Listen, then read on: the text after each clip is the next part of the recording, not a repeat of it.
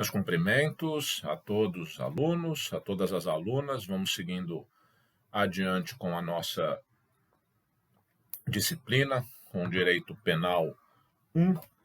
Hoje, basicamente, o tema que eu vou estabelecer é alusivo aos fundamentos do direito penal, mas ele vai se tripartir, porque falaremos sobre o fundamento do direito penal, também as suas funções, e, por derradeiro, acerca das fontes do direito penal, tema que eu tangenciei em nossa aula anterior. Antes disso, eu queria só apontar três conceitos, três ideias que são bastante relevantes nesse início de relação dos alunos com o direito penal. Primeira, bastante trivial para quem está há muito tempo já militando e estudando essa disciplina, mas que talvez vocês ainda não tenham se dado conta, e é importante compreender,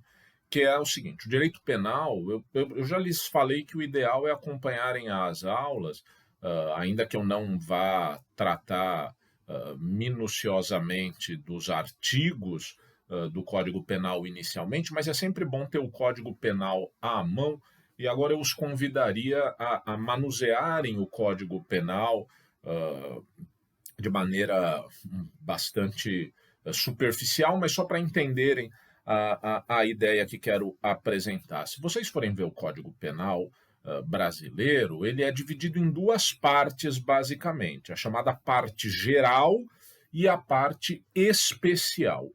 A parte geral diz respeito a uma espécie de preceitos normativos que nortearão toda a aplicação do direito penal. Fundamentalmente, três aspectos. O primeiro deles, a chamada aplicação da lei penal no tempo e no espaço, a aplicação da lei penal no tempo e no espaço, que nós veremos, inclusive, no decorrer dos nossos estudos.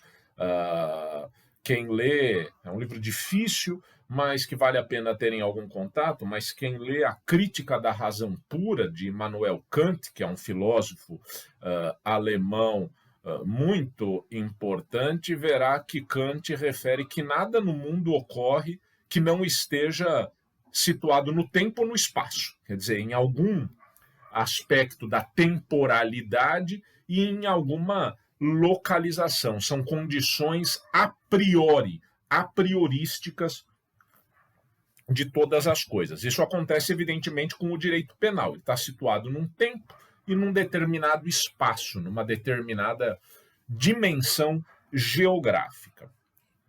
Ademais da aplicação da lei penal no tempo e no espaço, a parte geral também trata de duas coisas fundamentais que vocês verão em outros itens da disciplina de vocês do direito penal na faculdade, que é a teoria do crime e a teoria da pena, ou a teoria do crime e a teoria das penas, porque nós já vimos que há uma variedade de penas aí: privativa de liberdade, restritiva de direitos e a própria multa. Então é relevante terem a noção de que a parte geral do direito penal não descreve crimes. Ela não descreve crimes e não atribui penas para as condutas criminosas. Isso sucederá na parte especial,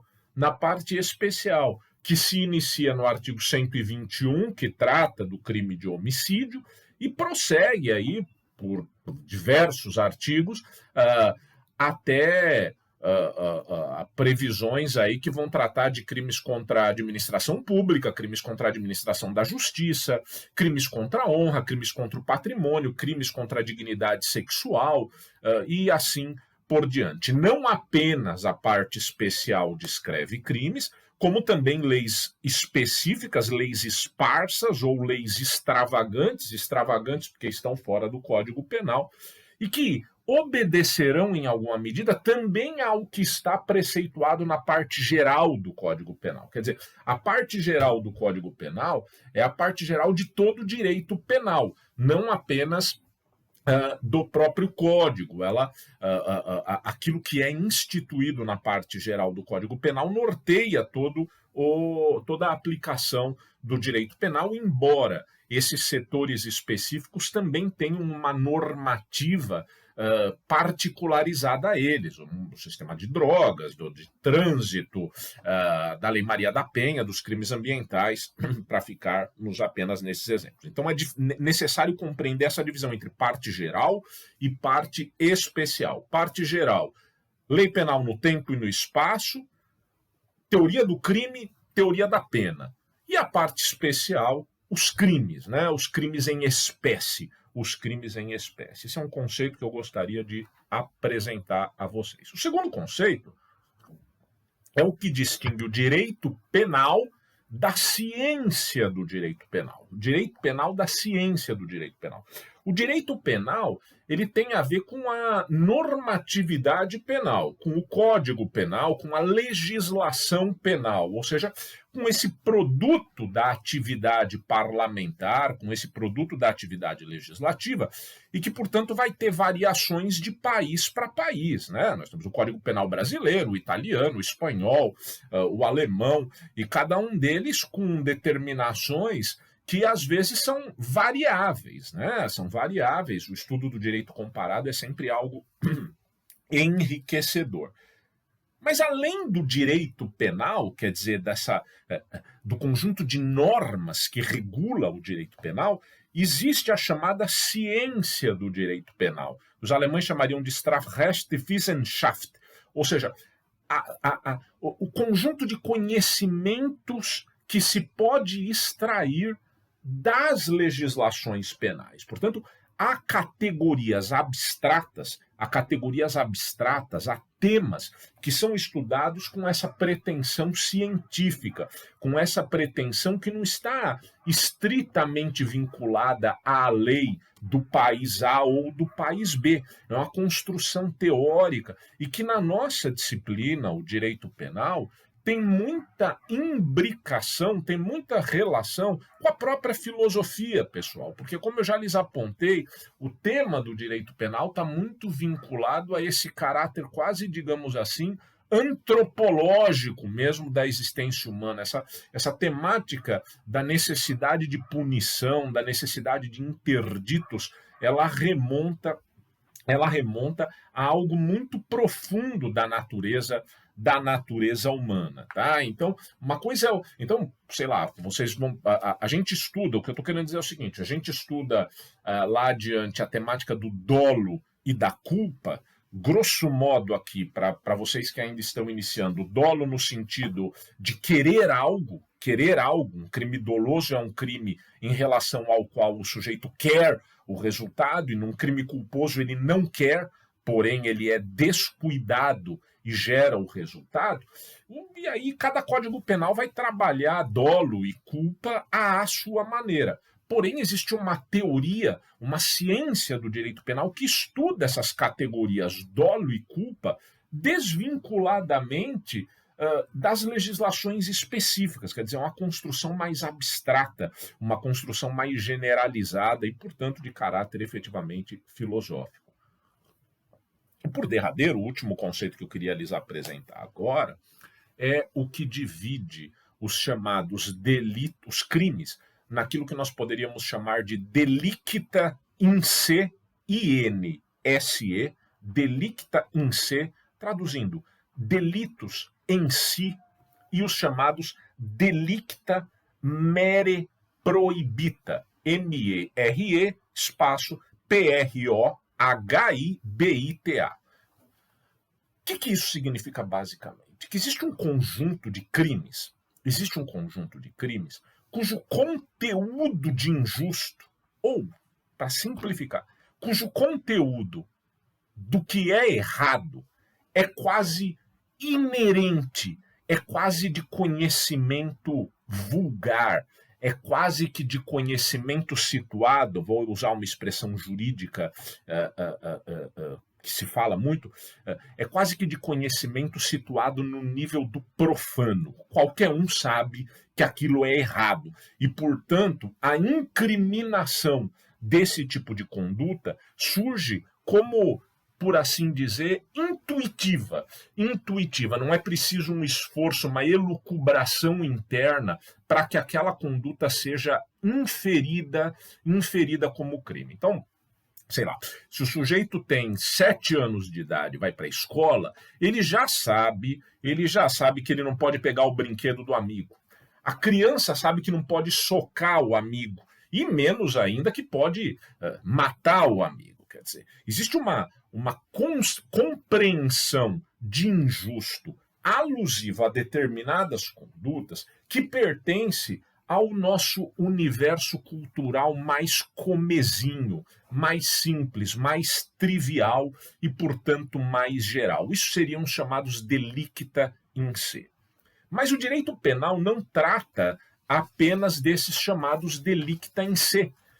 Há também os delicta mere prohibita. Vale dizer, aqueles que, e aí lembrem-se que na nossa última aula eu falei que o direito penal também tem um caráter constitutivo, aqueles que não têm o seu conteúdo de injusto facilmente ou imediatamente apreensível. Vale dizer, não se depreende a carga de injusto quase que de forma intuitiva. Por quê? Porque eles são construídos pela normatividade. Ou, noutras palavras, a ilicitude dessas condutas, o erro dessas condutas, não é algo que está dado pela nossa própria condição humana. Eles são criados pelos sistemas jurídicos. Por exemplo, hoje em dia está cada vez mais em voga a incriminação dos chamados crimes corporativos, ou crimes praticados no âmbito de determinadas atividades empresariais, o chamado direito penal econômico. Crimes contra a ordem tributária, crimes contra o sistema financeiro, crimes alusivos à atividade bancária, crimes... enfim, esse nicho de criminalidade que alguns autores vão chamar de direito penal secundário ou direito penal de segunda ordem ou de segunda velocidade, nesses casos nós temos delicta in mere prohibita. Por quê? Porque a carga de injusto não é pressuposta, ela é criada pelo próprio ordenamento jurídico, tá? E justamente por isso há uma discussão que agora não vale a pena tratarmos, mas é uma discussão trazida por alguns autores no sentido de que talvez esse segundo setor nem mesmo devesse estar incluído no direito penal. Eu discordo dessa perspectiva, mas é preciso a gente encontrarmos razões para essa discordância, que agora não vem ao caso apresentar, mas eu só queria lhes fazer essa distinção, porque a incriminação desse tipo de conduta hoje em dia é praticamente uníssona em todas as legislações mundiais. Há incriminações concernentes a esse tipo de delitos chamados delicta mere prohibita, tá bem? E prosseguindo aqui, então, pessoal, quando a gente fala de sistema penal, é preciso enfocar essa expressão sob duas perspectivas. A primeira delas remonta à ideia de um autor alemão que se chama Niklas Luhmann, Luhmann, e o Niklas Luhmann basicamente desenvolve a chamada teoria dos sistemas, dizendo que a vida em sociedade se faz a partir de uma espécie de divisão em sistemas. Vou ser muito sintético aqui, na internet vocês podem pesquisar e aprofundar um pouco o conhecimento a respeito do pensamento luhmanniano, mas basicamente isso significa que as sociedades vão criando sistemas. Por exemplo, o sistema da política, o sistema da cultura, o sistema da saúde, o sistema da religião, o sistema do direito, tá? E o sistema da economia. E cada um desses sistemas possui uma linguagem própria, uma linguagem específica, códigos, sobretudo, inclusive códigos binários, por exemplo, na economia, lucrativo, não lucrativo, que vão definir e vão dar autonomia a esses mesmos sistemas. É verdade que eles se comunicam entre si, tá? Eles se comunicam entre si, porém eles guardam alguma autonomia. Essa comunicação entre os sistemas, na linguagem de Luhmann, se chama acoplamento estrutural, mas isso só refiro, não é necessário saberem, não vou cobrar em prova, evidentemente. Mas o que eu estou querendo dizer com isso é que o sistema do... E o Luhmann diz uma coisa que é muito interessante, no sentido de que o grau de evolução das sociedades também é medido a partir dos sistemas ou da sua capacidade de construir sistemas autonomizados. E é justamente por isso que talvez alguns países... Aqui não é um julgamento moral, eu estou falando a partir da perspectiva de Luhmann, mas é por isso que algumas sociedades que ainda não autonomizaram o sistema do direito, do sistema da religião e do sistema da política, podem ser compreendidas como menos evoluídas nessa linha de raciocínio do que outras. Por exemplo,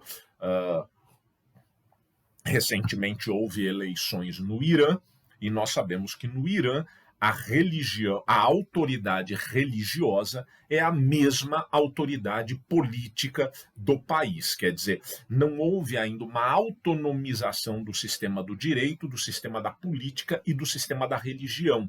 A normativa que rege o sistema jurídico iraniano é a Sharia, é o Alcorão, portanto, são disciplinas pertencentes mais ao sistema religioso do que propriamente a um sistema jurídico. E como consequência disso, poder-se dizer que não houve essa autonomização, que no nosso caso das sociedades ocidentais se apresentou.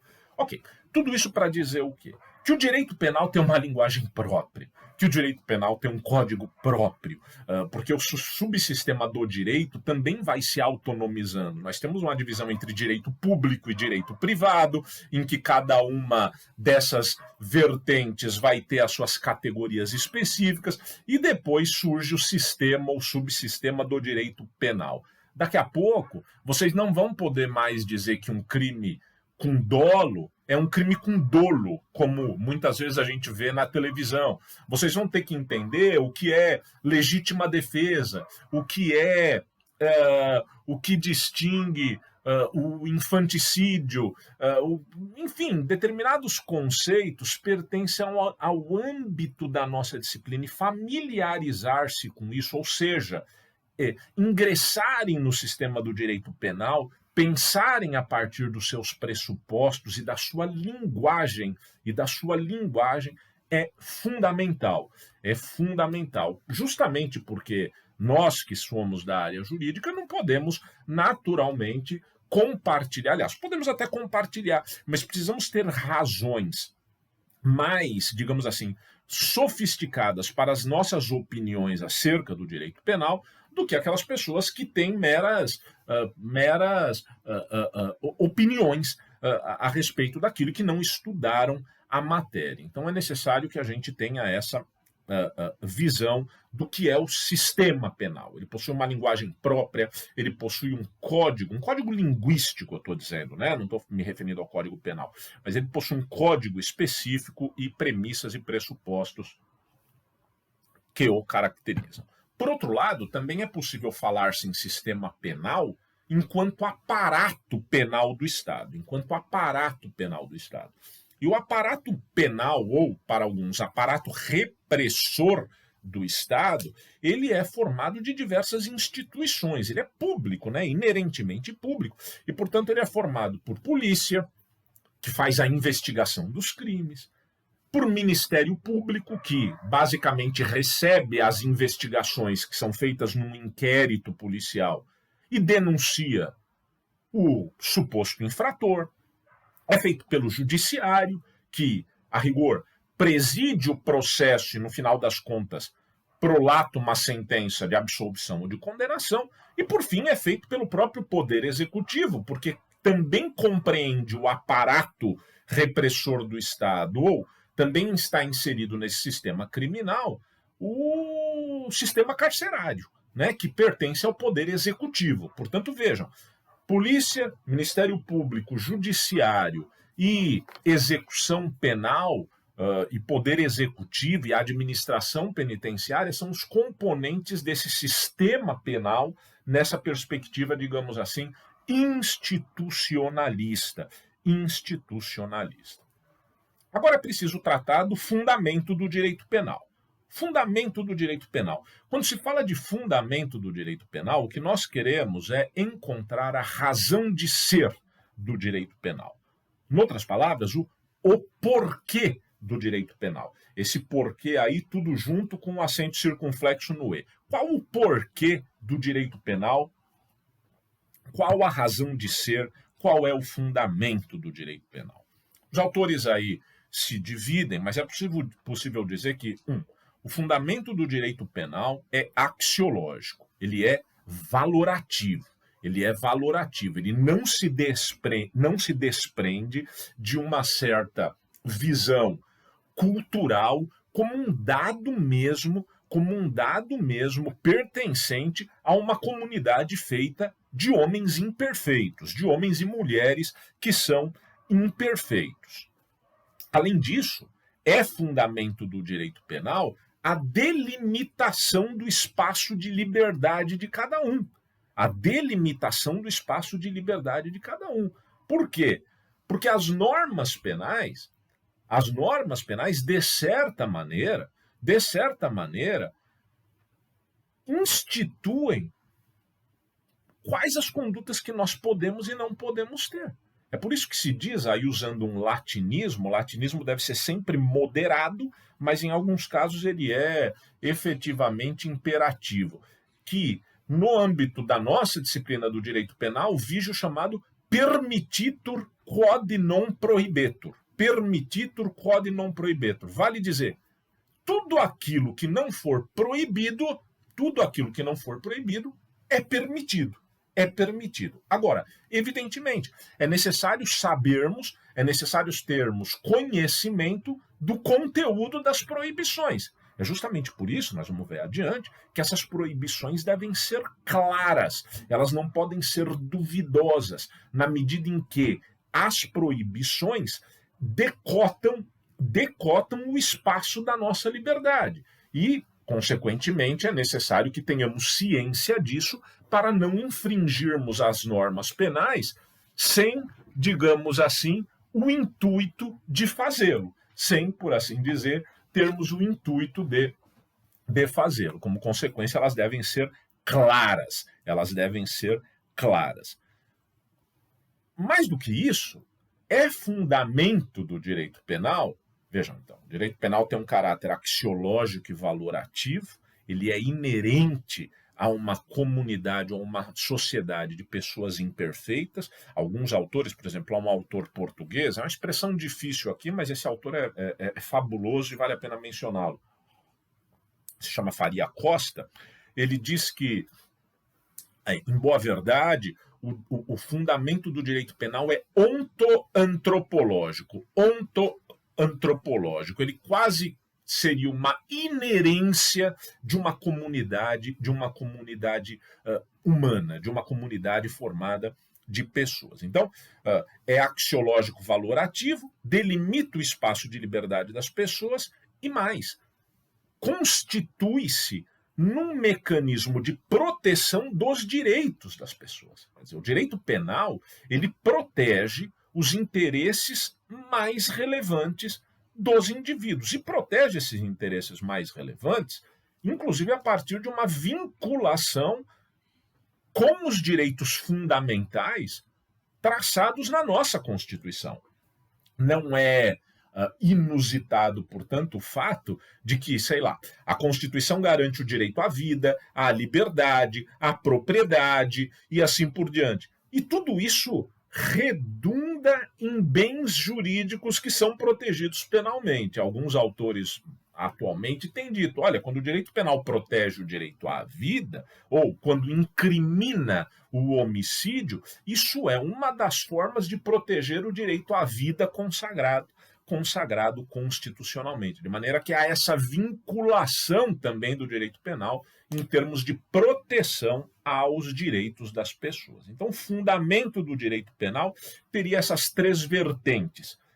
É axiológico valorativo, delimita o espaço de liberdade de cada um e é também um mecanismo de proteção, a proteção mais radical que o Estado pode estabelecer, justamente porque quem viola o direito penal pode perder a sua liberdade, de maneira que é uma proteção forte, uma proteção hard aos direitos das pessoas. Tá? Existem alguns autores que defendem a ideia, que não posso me aprofundar nisso, e nem seria o momento, mas alguns autores que sustentam a ideia do chamado abolicionismo penal, vale dizer, de eliminarmos, de simplesmente suprimirmos o direito penal. Autores importantes tratam disso, Luke Hussmann, Nils Christie e assim por diante. No Brasil há alguns defensores também dessa tese. Quer dizer, acabar simplesmente com o direito penal e meio que entregar à própria sociedade a resolução dos seus conflitos. Eu acho isso, primeiro, que nunca foi testado, tá? Nunca foi testado em lugar nenhum. Uma especulação é uma especulação teórica que tem alguma capacidade de rendimento no sentido de minimizar a intervenção penal para certos casos. Porém, a ideia levada ao limite, no final das contas, a meu juízo, arriscaria fazermos retornar à prevalência da lei do mais forte. Tá? Se o Estado deixa de atuar nesse sentido de monopolizar o ius puniendi, sobre o qual nós já falamos, é muito otimista apostar que as pessoas conseguiriam resolver os conflitos surgidos a partir da prática de crimes de uma maneira que não fosse opressora. A institucionalização dessa violência, que é a pena, porque a pena não deixa de representar uma espécie de violência, mas é uma violência institucionalizada, essa institucionalização tem a virtude de racionalizar a tarefa ou a atividade punitiva do Estado. Lembrem-se, suponho que já tenham estudado isso, mas a história das penas é uma história de minimização das penas. Né? Vocês sabem que as penas elas eram, num passado não muito distante, eram penas corporais, né? Eram penas que incidiam sobre o corpo, a tal roda da fortuna, que o sujeito era meio que girar, morria, amarrar em cavalos. Devem ter lido já, se não leram, acho que vale a pena procurarem ler o Vigiar e Punir, do Michel Foucault. A privação de liberdade ela era um antecedente à própria pena. Na verdade, o sujeito ficava na prisão para aguardar a sua pena, né? Que era uma pena corporal, uma pena invasiva, e uma pena que, no mais das vezes, culminava com a morte. Isso foi sendo minimizado. A obra de Cesare Beccaria, que eu já lhes mencionei, e sei que leram noutra disciplina, tem importância nisso, né? O próprio iluminismo do chamado século das luzes, enfim. E é possível dizer que, embora ainda vivamos uma tragédia em termos de condições carcerárias no Brasil, mas a incidência da pena de prisão, ao menos normativamente, vem sendo minimizada a partir de mecanismos alternativos, de penas restritivas, etc. A grande questão é que a mera ou a só eliminação do direito penal talvez não nos conduza a um mundo virtuoso, e sim o contrário. Mas, repito, é um tema que carece de maior estudo, reflexão. Nós não podemos não devemos ser levianos também em meramente recusar algo de proveitoso nessas correntes, mas a ideia levada ao limite me parece um grande equívoco e, repito, nunca foi testada em lugar nenhum. Quais são as funções do direito penal agora? Quando nós falamos de funções, isso é diferente de falar de fundamento. Apontei-lhes, quando tratei de fundamento do direito penal, que o que nós buscávamos era a sua razão de ser, o seu porquê. Agora, ao falarmos de funções do direito penal, nós estamos a tratar de suas pretensões, de seus objetivos. Quer dizer, as funções são instrumentais, elas destinam-se a algo. Logo, aqui não se trata de buscar o porquê do direito penal, se trata de buscar o para quê. Para que o direito penal? É essa a pergunta que se busca responder quando se trata das funções do direito penal. E a primeira delas, a primeira função que se atribui ao direito penal é a de proteção de bens jurídicos. Proteção de bens jurídicos, ou melhorando, para usar uma expressão de um autor, talvez dos mais importantes na atualidade, embora já aposentado, está com mais de 90 anos, o Klaus Roxin, R-O-X-I-N, um autor alemão, ele fala em proteção subsidiária de bens jurídicos. Proteção subsidiária de bens jurídicos. O que é essa proteção subsidiária de bens jurídicos? Significa que o direito penal deve incidir naqueles casos que não encontraram solução em outros ramos menos gravosos do ordenamento jurídico. Nós vamos falar disso numa aula futura, ao tratarmos do princípio da intervenção mínima, mas de proteção de bens jurídicos, ou seja, de interesses que digam respeito às pessoas, vida, liberdade, propriedade e assim por diante. Quer dizer, esse é, grosso modo, a ideia de bens jurídicos. Tá? Hoje em dia, pessoal, há uma certa discussão, aliás, importante, no sentido de determinadas incriminações que todos entendem ou reputam como corretas, não terem a rigor um bem jurídico, tá? Não terem a rigor um bem jurídico. O próprio Klaus Roxin trata desse tema, que se apresenta fundamentalmente numa situação mais discutida na atualidade, que é a da chamada violência ou crueldade contra animais. Violência ou crueldade contra animais. Quer dizer, se alguém pega um cachorro na rua, um cachorro de rua, tá? Portanto, ele não é de ninguém, e mutila esse animal, ninguém tem dúvida de que quem praticou essa mutilação deve ser punido. Todos estarão de acordo com isso. A questão é que aí não há exatamente um bem jurídico. Não é exatamente um bem jurídico. Por quê? Porque o animal não é titular de direito. Há quem diga que sim.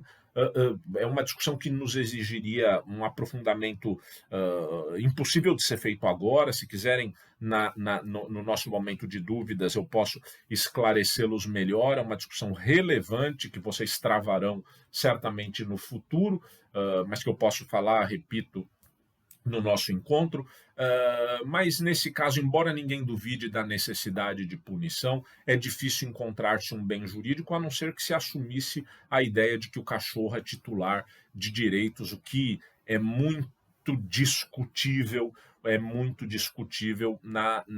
no âmbito da nossa legislação e de várias legislações. Muitos países do mundo têm colocado esses animais sencientes, ou seja, esses animais que têm alguma espécie de emoção, que tem uma dimensão afetiva, como cachorros e gatos, fundamentalmente, como uma terceira categoria. Né? Não é as categorias são pessoas e coisas, e os animais, a rigor, eram tidos como coisas. Isso tem passado por uma espécie de evolução. Os animais sencientes estariam numa terceira categoria, mas daí a considerá-los ou a equipará-los à pessoa vai uma longa distância.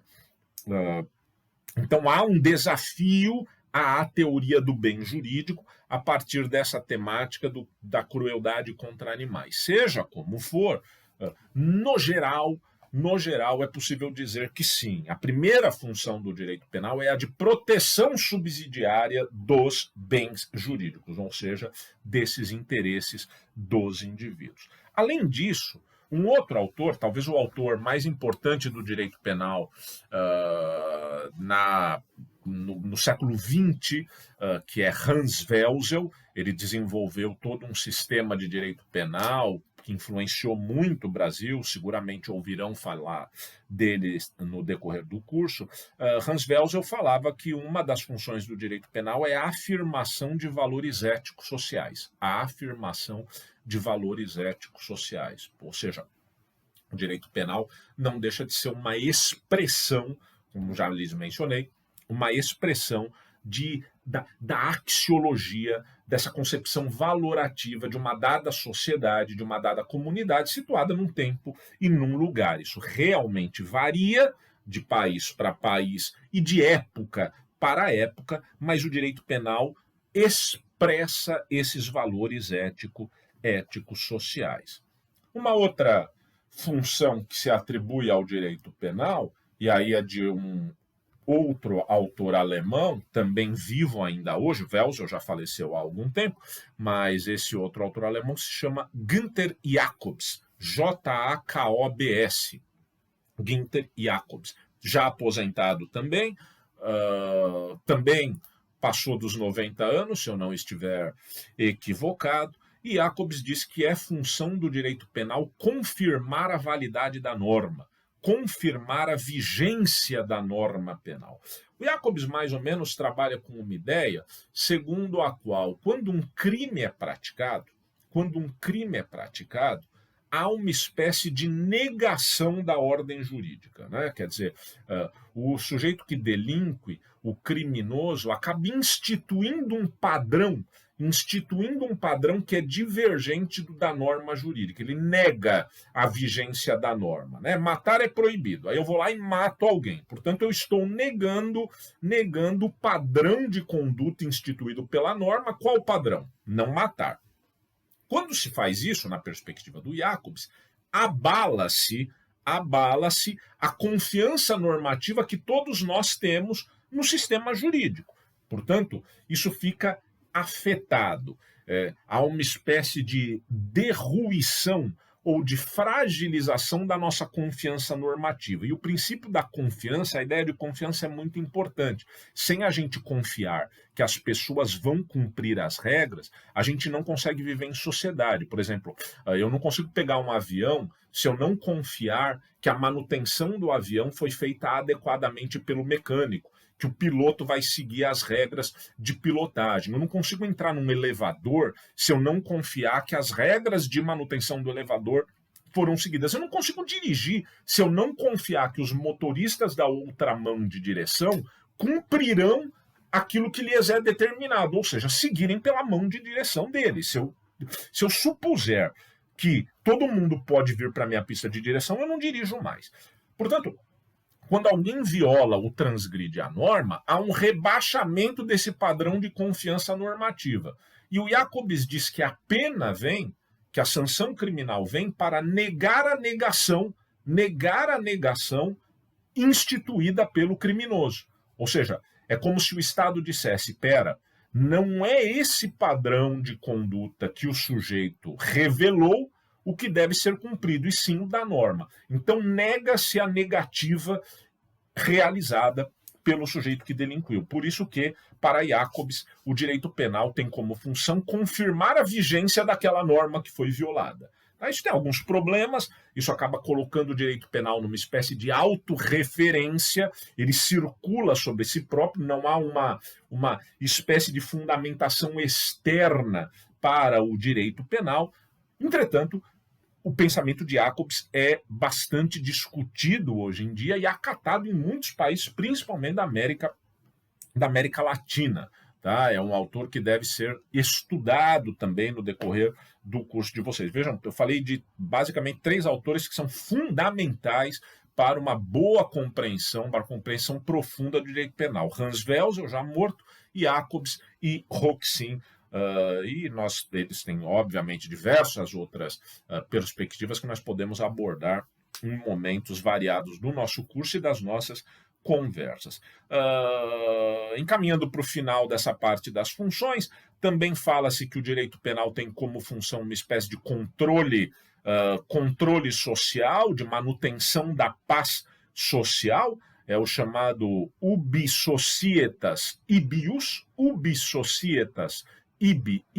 onde há sociedade há direito, e poder-se-ia dizer, onde há sociedade há direito penal, justamente porque numa comunidade de pessoas imperfeitas, a transgressão é inevitável ou a transgressão é inequívoca. Como consequência disso, é necessário que você tenha uma institucionalidade que aponte qual o caminho adequado, qual o caminho correto a seguir-se. E por derradeiro, o direito penal também tem uma função simbólica. Ele também tem uma função simbólica. Notem, restringir-se o direito penal à função simbólica é um equívoco, é um erro que o direito penal não deve cometer em nenhuma sociedade democrática, porque arriscaria punir poucas pessoas, poucos bodes expiatórios, para fazer valer determinados interesses,